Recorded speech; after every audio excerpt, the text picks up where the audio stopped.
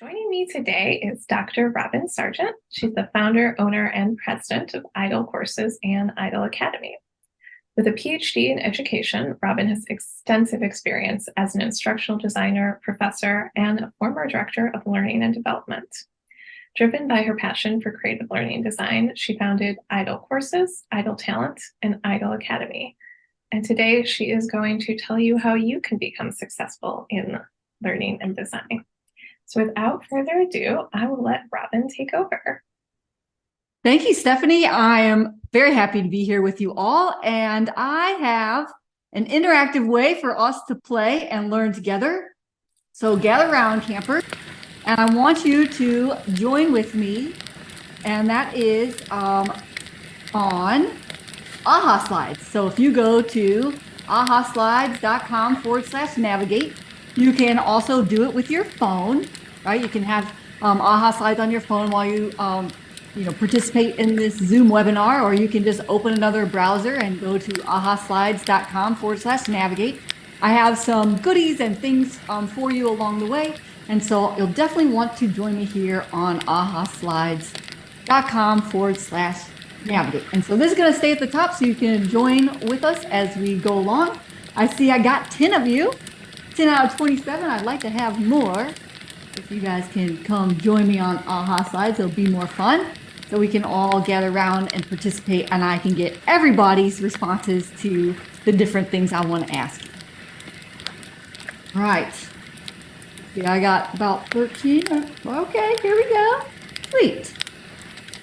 All right, so my first question is pretty easy. I'll wait a couple more seconds for you all to come play with me on AHA Slides. Welcome, Carmen. I love seeing what kind of avatars that you pick. Oh, a little merman. And great. Got Dancing Megan. I've got quite a few kitty cat lovers. Have one myself. She's a lavender gray British short hair. She's so pretty. All right. We got 13 of 17. It's not really a quiz. I'm just going to ask you a simple question. All right. 16 out of 18. All right. My first question. What's your favorite campfire food from this list? That's what I want to know. I'm curious. There's no right or wrong answer. Just curious about what kind of camp food do you guys like? Robin, I think there's definitely a right answer here. Yeah, I mean, I would say so too. I know what I like. I know what I like.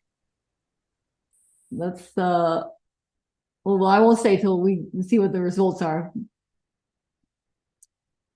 All right, all right, look at that. Hot dogs and s'mores almost tied, but everybody's for the hot dogs and hamburgers over the s'mores. For me, it's the s'mores every time. And we only got 6% on the hobo meal. I don't even know if that's what everybody calls it, but that's what we call it whenever we make those meals that you wrap up in foil and then you throw them on the fire. Or, all your leftovers go in one pot. So awesome. Cool. So my next question is probably a little more relevant. I want to know, where are you on your IDLE journey? So for me, I coined the phrase IDLE. It just stands for Instructional Design and Online Learning. It could stand for Learning and Development, but really, like, where are you? Are you a training manager, experienced IDLE, entry level? Did you just find out about learning and development? All right, we got enrolled in a program.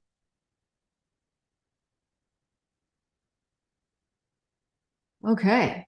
We got a lot of training managers on here for a roadmap to L&D. And so, I'm definitely talking to the freshman class in this presentation, but also the entry level.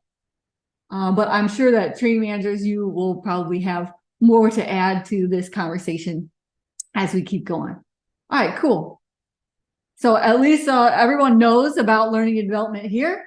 And we've got quite a few entry level. And then we've got quite a few training managers. So welcome, everyone. So let's go orienteering. This is just an overview of what the map looks like. Identifying your ideal role, identifying your skills gaps, cultivating your skills, building your network, and designing your success, which if you are familiar at all with the ADDIE model, it looks very similar to that, except for you are performing that analysis, design, and development, and implementation, and evaluation on your own career path. So if you're on AHA Slides, this is an interactive link. What's great about this is all these goodies that I was telling you about are right here in this link. And so if you click on here, go ahead and get on my other things. You'll see that you get access to, this is built in a program called Genially, and it's very fun. You can click on, and all the things I'm talking about and all the links that you need are all in here. And you can keep this to, take home with you. You can put it in your backpack, and there are bunches of bonus of things to go through in here. But I'm going to go through this with you. So is it anyway? So that is your little roadmap to keep with you.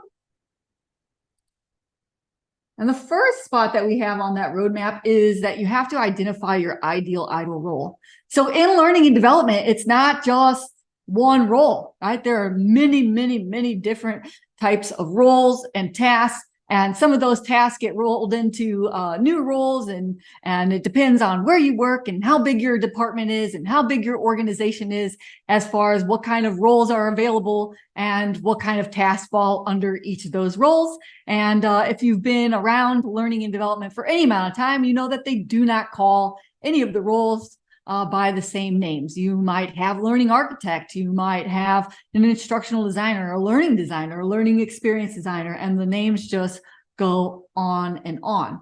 So really your first thing to do is to identify what is your ideal role. And so in that map that I gave you is a links for you to later go and do some research on the different roles and those job descriptions for instructional designers and e-learning developers.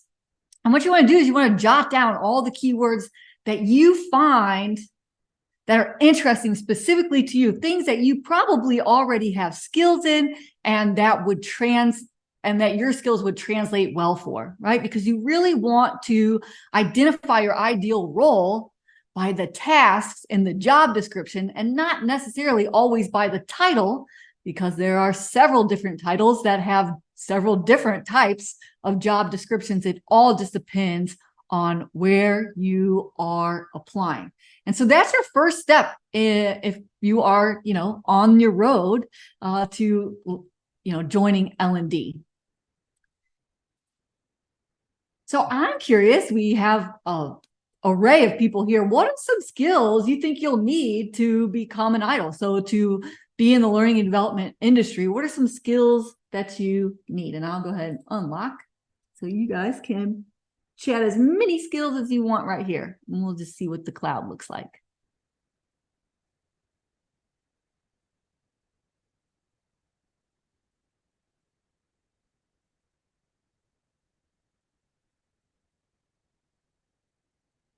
Oh, let me unlock that again so you can keep going.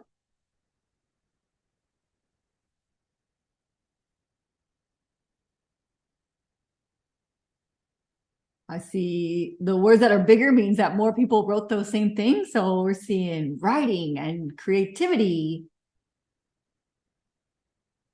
Writing still standing out. 508, I'm sure that means compliance with accessibility rules. You got any more? Give you another couple seconds. Some say tech savvy, some say research. Creative and writing are getting at the top. I see a couple of different ways of saying creativity. Yeah. Awesome.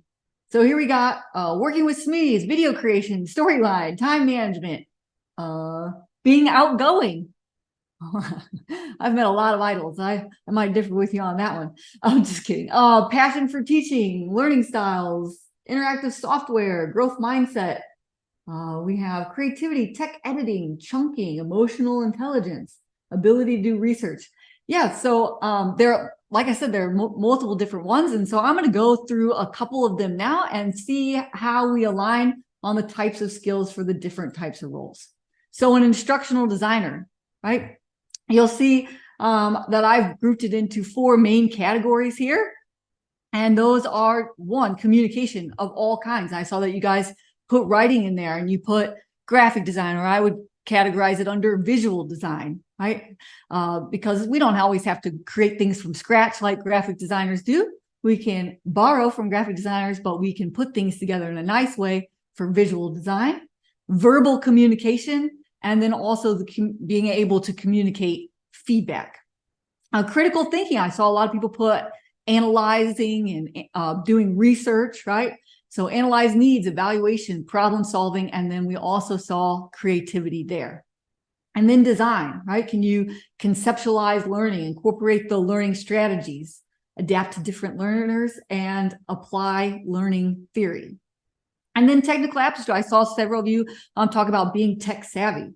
And so, yeah, e-learning authoring tools, especially in today's market, do seem to be a part of an instructional designer's skill set, right? Even if an instructional designer is not developing a course, if they're going to design an e-learning course, they need to be familiar with what are the capabilities of the technology that they are designing for.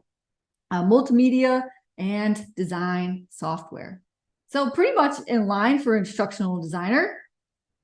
We also have e-learning developers.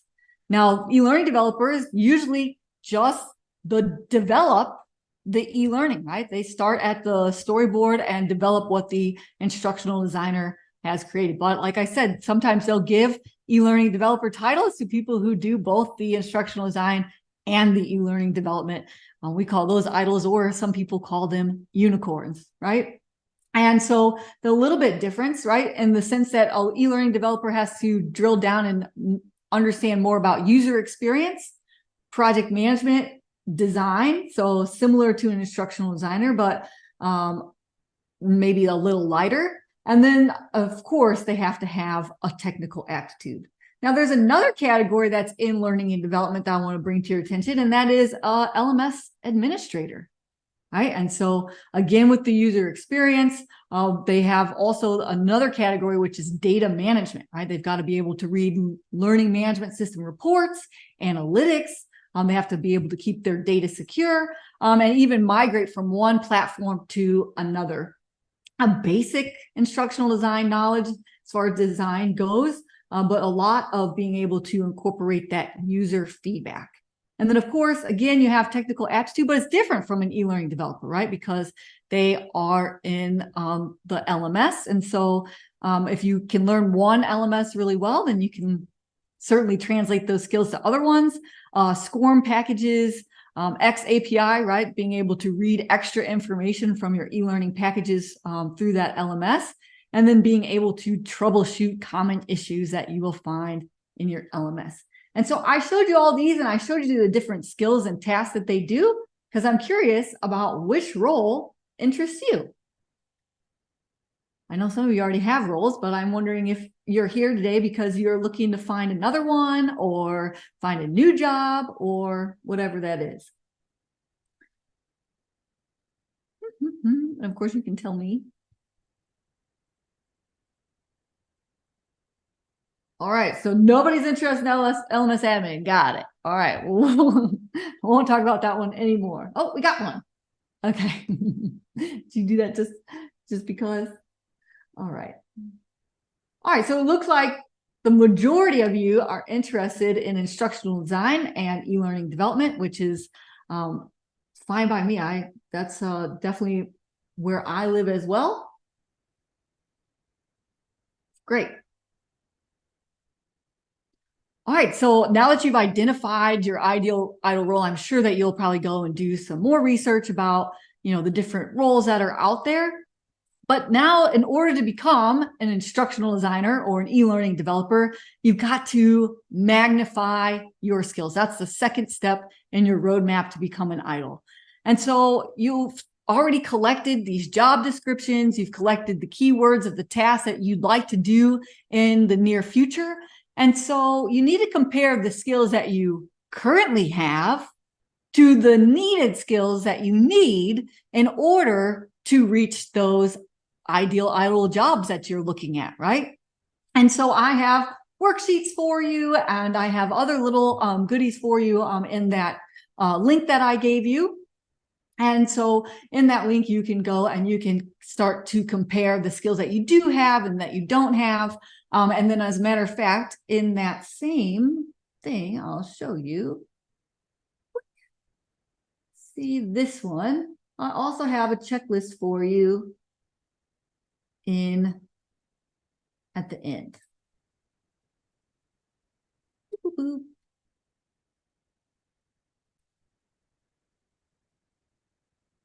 All right, so these are kind of just like a high level that we went over. I want to know which areas do you believe could use some improvement in terms of your skills, right? It doesn't put your name up there. It just kind of, well, maybe it doesn't. But it just, where do you think are the things that are probably where you could grow the most, just if you had to think about it off the top of your head? So list any ones that you feel comfortable sharing that you might need more of. Storyline, so maybe some more tech skills. Okay, see, it doesn't show your name. I thought so. So looks like a lot of technical ability is kind of at the top here. Uploading courses online, storyboarding, tech side of ID, SCORM X API, coding, interactive design. Want to explore Lectora? Yeah. It looks like the skills gap, right, that we see on the road to become an idol, a lot of them are tech skills. Right? I haven't seen anything different. Anything else? Storyboarding. Storyboarding is making a little bit of an appearance here, but it looks like the majority of it is tech skills. So then, of course, it's pretty easy, right? Like once you've identified each of the skills that you need to build, the next step for you will be to cultivate your skills. And in order to cultivate your skills, you got to take 3 important steps. You got to set goals in a timeline. And I don't just mean like, oh yeah, I gotta, learn storyline. No, like write your goals down and give yourself a deadline on every single skill that you want to improve. You need to create a real action plan. So they've got to be SMART goals, right? So they need to be specific and measurable, and they need to be realistic, and they have to be time bound. And so you need to create an action plan. So if you want to learn storyline, first of all, you want to pick a project that you already need to work on. It's very difficult to learn tech skills when you just go, okay, I'm going to learn Lectora. And you go to YouTube and you just learn open, project, click here, click here. That's not contextual. And as instructional designers, we know that we learn best within the context of doing something that we want to accomplish. And so if you want to learn a tech skill, grab a course script or have an idea of what you want to build, make an outline, something, or a storyboard. Maybe you practice your storyboard skills before you go learn the tech skills, whatever that is, so that you have a real project to work on. And then it becomes a lot more meaningful for you whenever you say, okay, well, now I would need to make an interaction here, but I specifically need to make one that when it drags and it drops, it needs to show correct and incorrect feedback. And so then you're getting specific about the type of tech experience like that you need to look up on whatever type of course or program or YouTube or whatever it is that you're going to learn. You want to do it in the context of a real project. That's how you get some deliberate practice.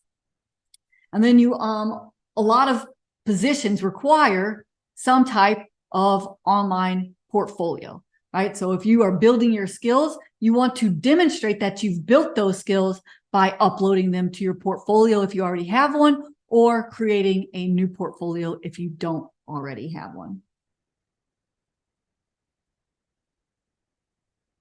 So this is how we do it like Stephanie mentioned, I am the founder of the first and only virtual vocational school for instructional design and online learning, and that is the IDLE Academy. And so how we do it, we do a practice called deliberate practice.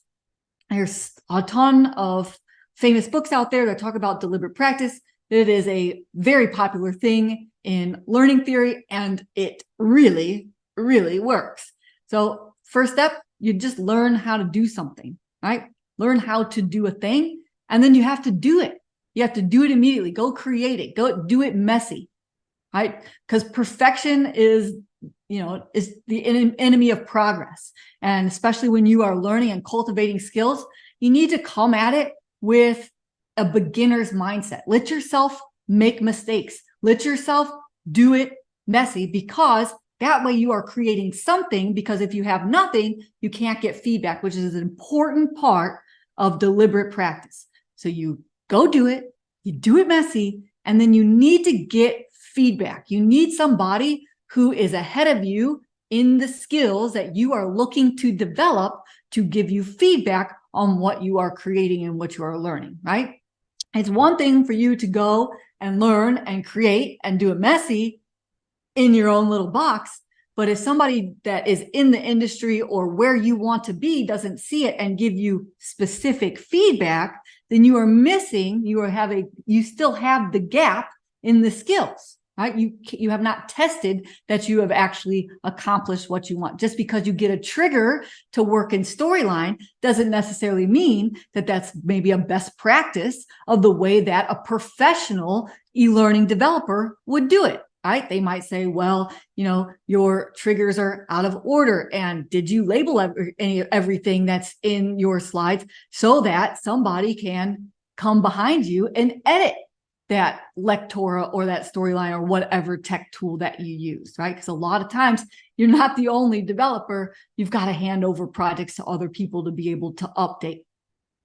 That's just a small example, right, of the very important thing of getting coach feedback. The other important thing about it is that it accelerates your skills in record time, right? You can go and struggle and create it messy and do it by yourself for a long time and not make any progress. You can keep just doing it messy because you don't have real feedback. But when you go and get like peer and an expert level feedback on what you're doing, you will be amazed at just the progress that happens whenever you get that deliberate practice. And then, like, at some point, it's called good enough and move on, right? And this is the cycle that you continue to go in for each of your skills, one small, tiny chunk at a time. And you know what? This is also the same cycle you want to put your learners through as instructional designers, right? You want them to learn, and you want them to practice. You want them to do it. You want them to get feedback, and then you want them to get good enough to move on and keep going and stacking their skills to where they become at the proficiency that you're aiming for. All right, this is a question. It's very broad. What is a big goal that you've already accomplished? So for me, I wrote and defended my dissertation to get my PhD in 1 year. That was my big goal. I said, I'm going to get my PhD and write my dissertation in a year. I accomplished it. What's yours? Was it that you became a teacher or you landed your first instructional design job? I don't care what it is. It could be a hobby, right? What is a big goal you've already accomplished? Oh, you already got your idle job, right? So you've been down this path, right? Research and implement an LMS in 3 months. That's a huge goal, right? Keep going. I want to see these goals. Implement an LMS. That is no easy task, is it? I'm sure that there was a lot of fear that came about in the very beginning. You land an idle job. See it? You've already accomplished one of the goals that we're talking about here today. I've already reached out to the education company I work for to start my first project. Training on paper to e-learning. Wow, that is a big thing to get people that have never done that before to start doing it. You completed your master's degree. You started your own business. These are huge, right? And the reason why I ask you this is because a lot of people, when they start out on the road, right, to becoming jumping into the learning and development industry, it comes with a lot of things, right? It comes with fear and anxiety and that thing that they call imposter syndrome, or like self-doubt, or am I good enough, or am I talented enough, or whatever. And so I bring up all these big goals that you've already accomplished because you've already accomplished something big. And so if your goal is to move up or enter for the first time the learning and development industry, I want to remind you that you've reached big goals before and you can do it again. And the secret, of course, if you'll remember how you got to your last big goal, was belief in yourself, right? And determination and persistence. That's what kept you going. That's how you reached your goal. And that's how you'll reach your next goal, whatever that is in learning and development. You created the trainer role for your position. So I feel like I'm just preaching to the choir here. All right. So I'll skip that one because I know how you guys found out through ELB, right? So the next thing that you want to do in learning and development, and I think this is good even if you already are in learning and development, is to build your network. The learning and development industry is full of kind, nerdy people. I just love them. I love how thoughtful they are. I like how uplifting they are. And I like how small our world is. And so it makes it pretty easy to build your network in instructional design. And just like Jim Rohn says, you are the average of the 5 people you spend the most time with. And I think that includes like who you're seeing and who you're following on social media, like LinkedIn and so forth.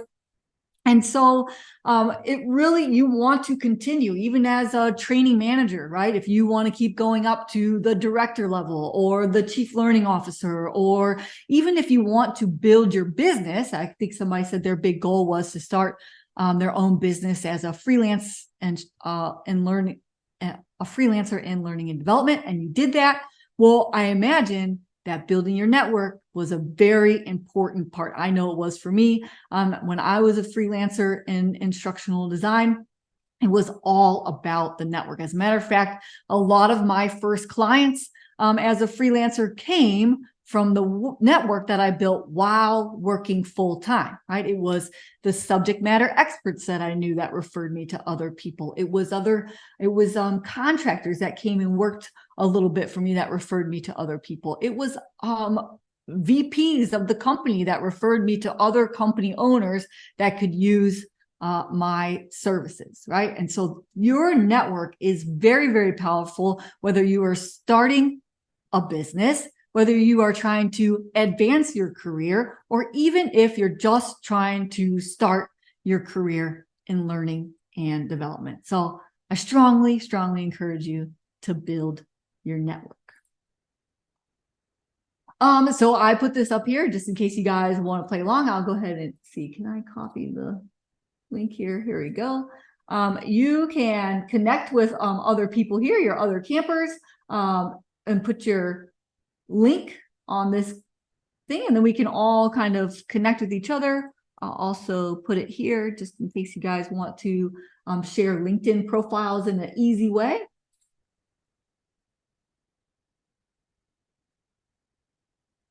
And so I just wanted to facilitate that for you. And then one of the last steps that you need to be able to do is you need to apply your skills, right? And I mean, of course, by applying for the roles that you are looking for.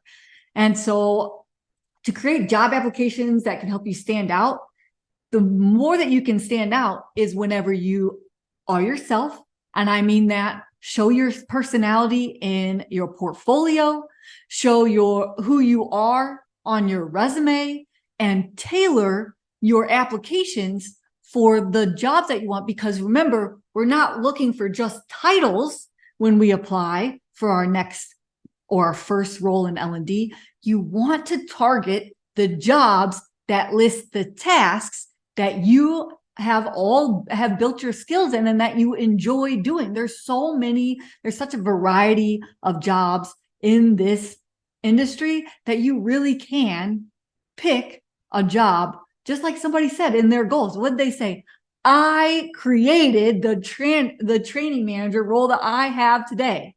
So if that doesn't tell you something, then it should, right? It should tell you that a lot of companies don't even have learning and development departments, and they are trying to start something new. You can design your own role, and you can really go and search through the keywords for the tasks that you want to do for the type of role that you want in learning and development. All right. And then, of course, you have to prepare yourself for that interview. And you do prepare yourself in a lot of ways by what? By building and cultivating your skills. And then apply and grow, right? Because in our field, we never stop learning and we never stop growing. And I mean, we can just point to the example of AI and how it's taken over the field of learning and development. You cannot get behind in the type of skills and technology that is coming about in our industry if you want to stay relevant and you want to continue to accelerate your career. All right, so I have a whole field guide for you. Like I said, I told you I have lots of little goodies. And so I have a whole field guide for you. And I will put it here. Maybe everyone instead of just hosting panelists.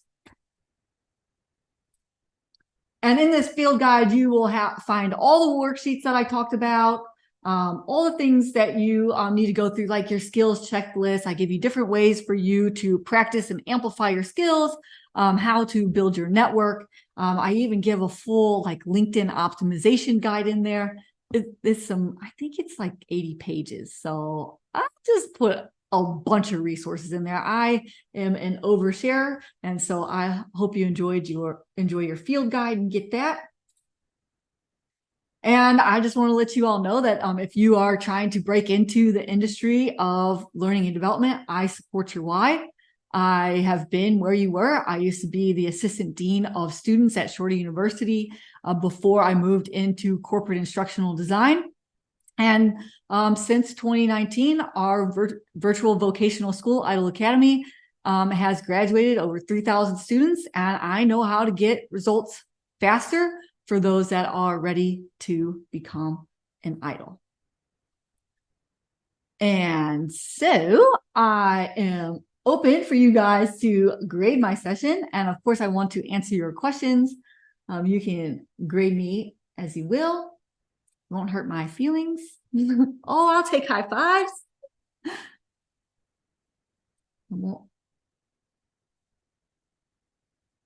While you're doing that, I'm going to go see what kind of questions you guys have. I am open to answering any questions that you have about the learning and development industry, how to get your first or your next job. Just so you will know about my journey, I went from higher ed to my first corporate role. Then I became a senior instructional designer at my next role. Then I became a director of a learning and development department. I literally created that job, just like somebody else said. And then I started my business and full time in 2018. But I was freelancing since 2012, since I landed my first job. And then IDLE Academy started in June of 2019. So if you guys have any questions in those areas, I'm happy to answer them. There's Ian putting his LinkedIn there. So you guys could, I don't know if you can grab those, but I'll put them here in the chat for you. Woo! While you're doing that, Robin, we have a question from Karen. For an effective portfolio, how many courses do you recommend having in that? Okay, so for an effective portfolio, it's more about demonstrating skills, right? So it's not about a number of courses or a number of anything, right? It's about what is the ideal role that you want, that you are shooting for, right? Your portfolio will look different if you are just looking to highlight and for landing jobs as an instructional designer that specializes in instructional script writing, right? That portfolio is going to look a lot different than somebody that wants to be an e-learning developer, right? And so if you think about it that way, then you want to look at, okay, So if I'm thinking about the type of job that I want, where the tasks line up with the skills that I have and that I am increasing and that I enjoy doing, that part's really important, right? It's not just about like being able to do everything, because you could get a job where you have to do everything and you could hate it. But if you so you have to think about what are the tasks that you like doing. And then based on that, that's when you start thinking about what goes in your portfolio.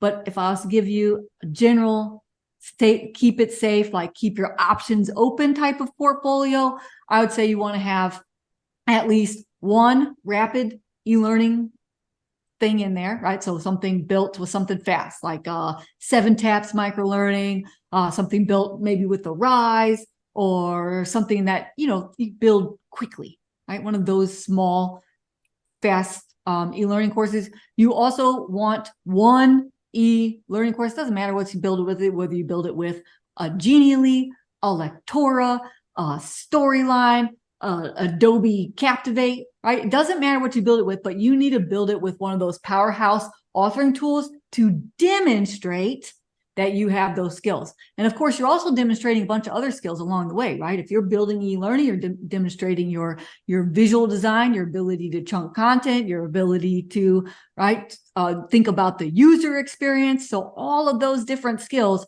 are being demonstrated in those things. You also want an instructor-led training package. What is an instructor-led training package?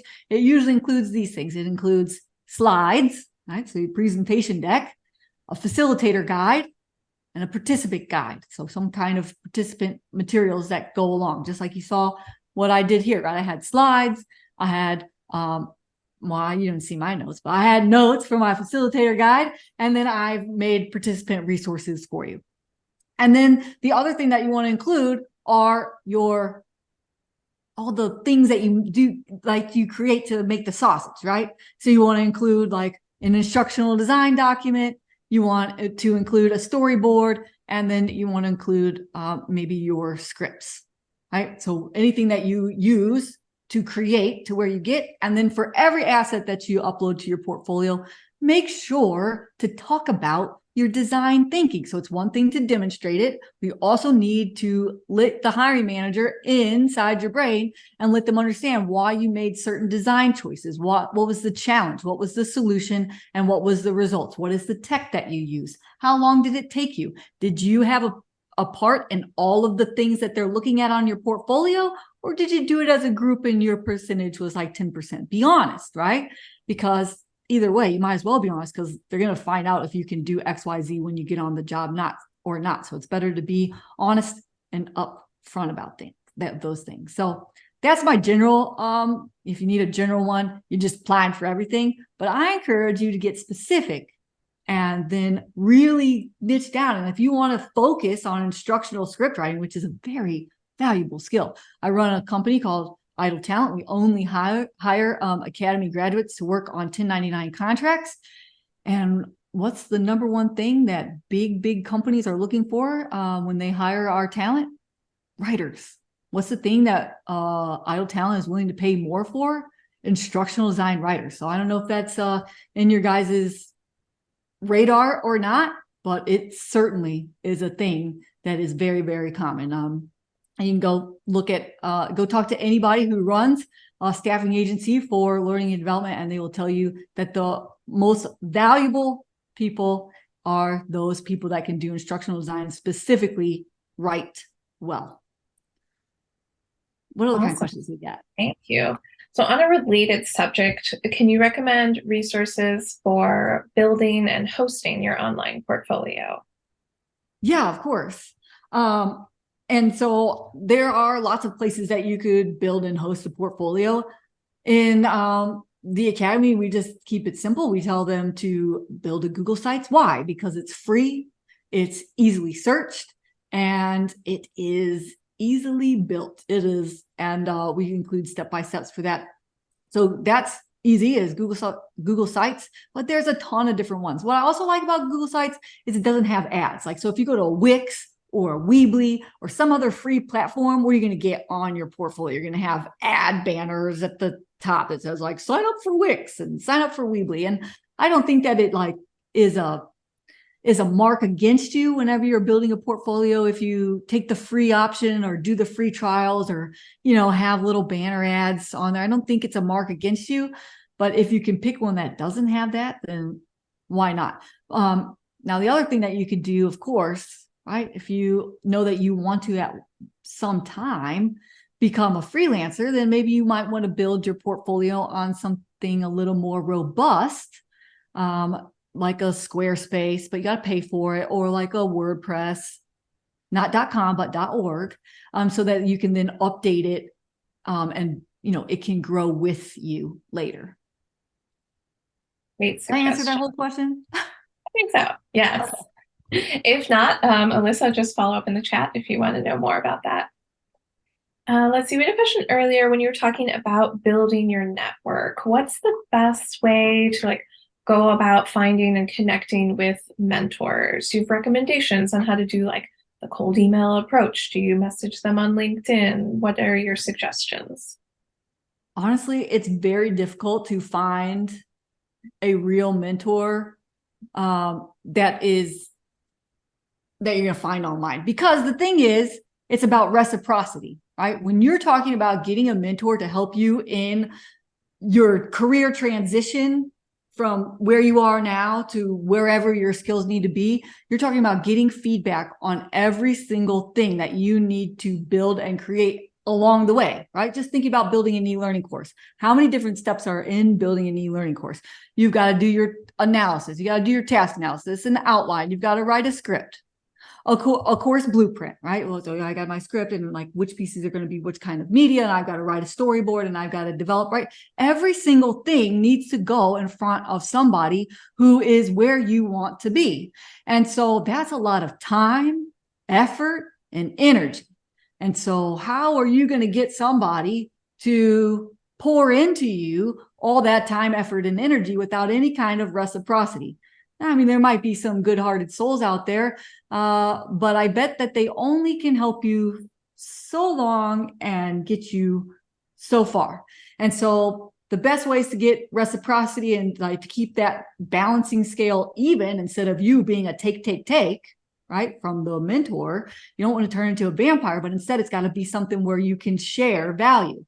And so that could be, if you are already working in a company and you have access to the learning and development department, then you could volunteer with that department to help them on something, right? And then kind of get mentorship by volunteering your time to help that department. It used to be a lot easier when you worked on site. You could just walk down to the learning and development or the training department and go offer your services. I'm not sure, if you guys are working in an office or working remote now.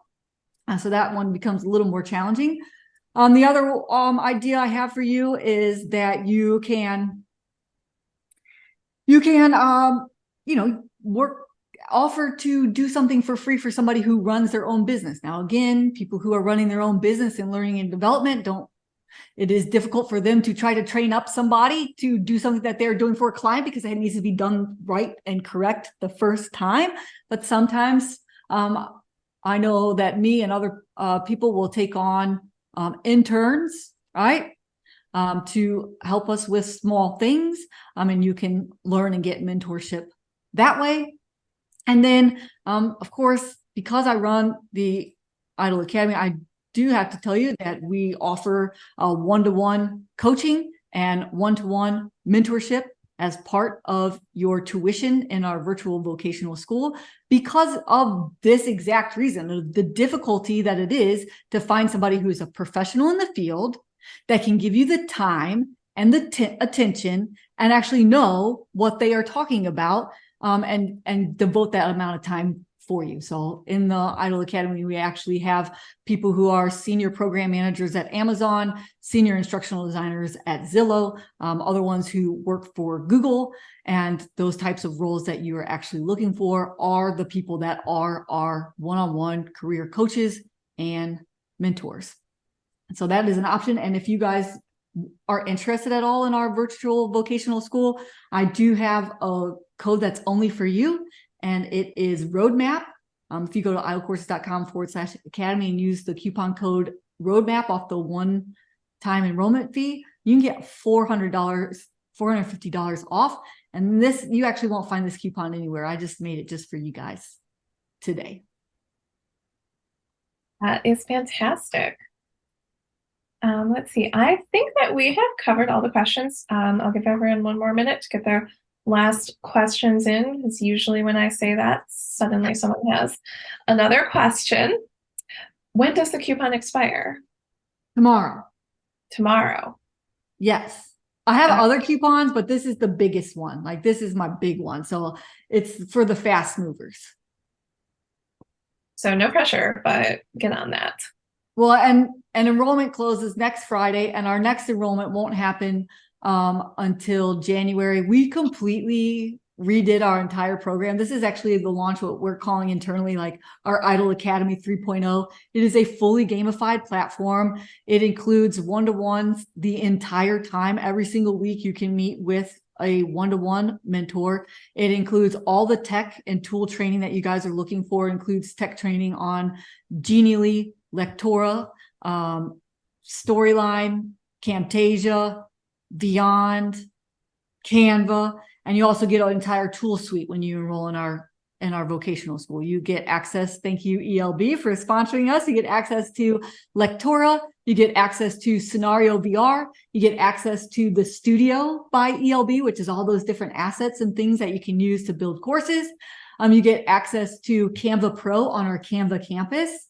And so we have, it's really great. So it's like Canva Pro, but plus we have all these templates that we've built specifically in Canva for instructional designers and e-learning developers. And it's all in one beautiful little Canva campus. So it's not something that you'll find anywhere else.